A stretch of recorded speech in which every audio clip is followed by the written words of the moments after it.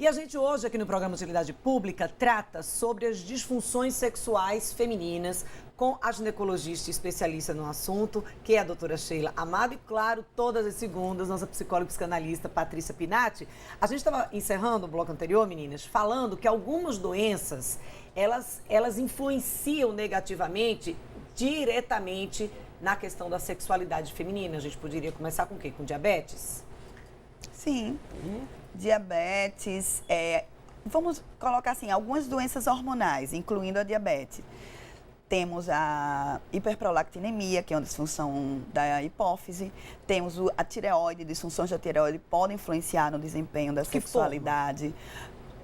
Alterando o metabolismo, por exemplo, diminuindo a aptidão física, né, a disposição física. No caso da prolactina, ela alta, ela realmente inibe o desejo, porque ela dificulta a resposta hormonal ovariana na preparação da vagina para o coito, que dificulta, por exemplo, a lubrificação vaginal. É o caso que fisiologicamente acontece nas mães que estão amamentando, onde fisiologicamente elas estão com a prolactina alta, não é doença. Né? No caso de uma mulher que não esteja amamentando, a prolactina alta seria uma doença. No caso das lactantes, não seria doença, seria uma alteração fisiológica, mas altera o desempenho sexual, porque ela tem uma resposta de excitação, de lubrificação vaginal diminuída. Eu chamo de um hormônio broxante. A mulher fica sem desejo e fica sem uma qualidade de resposta genital boa. Em relação à diabetes, a gente ainda tem mais para agravar os quadros de vasculite e de neurite mesmo, né? Então, a resposta sistema límbico e genitália fica comprometido. E também para que a genitália esteja preparada para a penetração ou mesmo para a percepção da resposta excitatória, é preciso que haja lubrificação, entumecimento, edema da mucosa. E para isso acontecer, é preciso aumentar a circulação pélvica. E essa circulação pélvica, em pacientes diabéticas que já apresentam complicações de vasculite, elas vão ficar prejudicadas. Eu até que gostaria que a Patrícia complementasse, porque o que a gente percebe é que as doenças, mesmo as doenças orgânicas, ou seja, identificando uma causa orgânica para a disfunção sexual, ela acaba comprometendo o psicológico, porque as pacientes têm por exemplo, a gente chama de temor antecipatório. Ela vai para a relação já com medo de doer, de não funcionar bem. Então, ela inibe o próprio desejo. Isso com certeza, sempre, sempre, sempre. Quando você tem um evento que te deixa desconfortável em alguns momentos, é natural que você crie um mecanismo de defesa.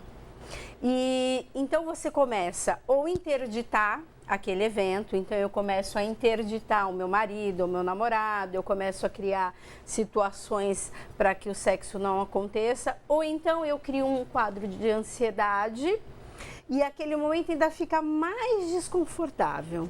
Então, o que é para ser uma coisa natural, tranquila, isso gera um grande desconforto. E às vezes não vai para o diálogo também, que aí já é um outro problema, que a gente está trazendo isso aqui muitas vezes, doutora Sheila, que a gente tá a falta de diálogo, a comunicação. Pois é, como um start para tanta coisa negativa. Muitas vezes, né? A mulher tende um pouco a ocultar a essas queixas do próprio parceiro. Não, elas fingem porque elas acham que vão ser desvalorizadas pelo parceiro ou parceira se elas se queixam.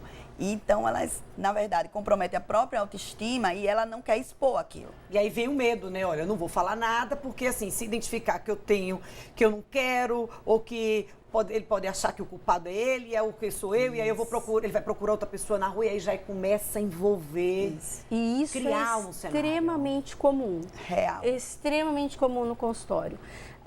As meninas não conversam com seus maridos, então você é casada, tem uma intimidade com aquela pessoa que é seu parceiro de vida, só que você se sente desconfortável de falar de sexo com ele.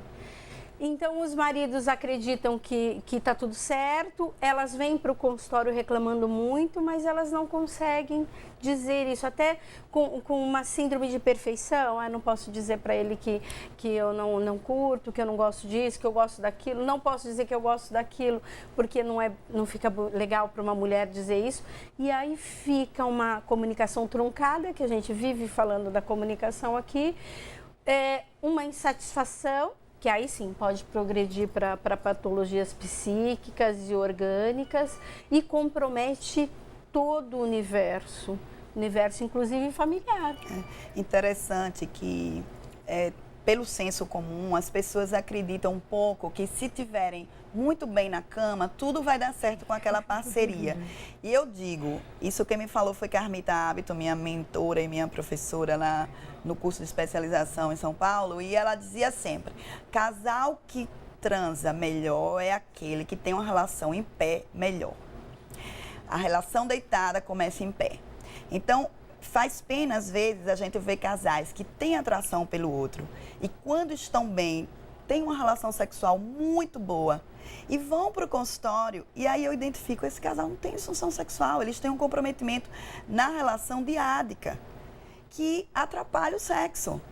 Né? Então, essa questão da comunicação que a Patrícia abordou aqui, para mim, eu acho que se houvesse uma comunicação melhor entre os casais, de um modo global, e também uma comunicação sexual, daquilo que eu falei antes, eu sou uma pessoa, a minha parceria é outra. Então, é importante que eu me comunique, porque a responsável pelo meu prazer sou eu. Não é o outro. É preciso que haja diálogo. Então, aparecer mesmo para evitar aqueles problemas, até porque esses problemas vão se acumulando, né? Porque, olha, a convivência diária. E a gente tem que lembrar que a sexualidade, ela envolve afeto, envolve emoção, né? As mulheres se dão melhor com intimidade. E o casamento é todo um percurso de intimidade. Né, o que a Sheila estava falando. É muito importante que eles se entendam sexualmente falando. Às vezes no consultório elas me perguntam assim, mas quanto é bom transar por semana? 2 vezes é bom? 3 vezes é bom? Quanto? Não existe isso. Existe realmente uma sintonia ali entre os dois e aí, de novo, a gente vai falar do quê? Da comunicação, do discurso, né? Olha... e quanto isso é satisfatório? Porque aí você pode transar aí com o seu marido 5 vezes por semana e ser absurdamente insatisfatório. E isso vai reverberar também um monte de coisas não boas dentro da relação como um todo. E aí, nessa situação, a doutora Sheila já trouxe, né? Não tem fórmula mágica, não vai ter o comprimido mágico que vai resolver os seus problemas, mas ainda sobre esse assunto, a gente vai retomar aqui a questão da disfunção sexual feminina. Depois do intervalo, a gente volta já, 2 minutos.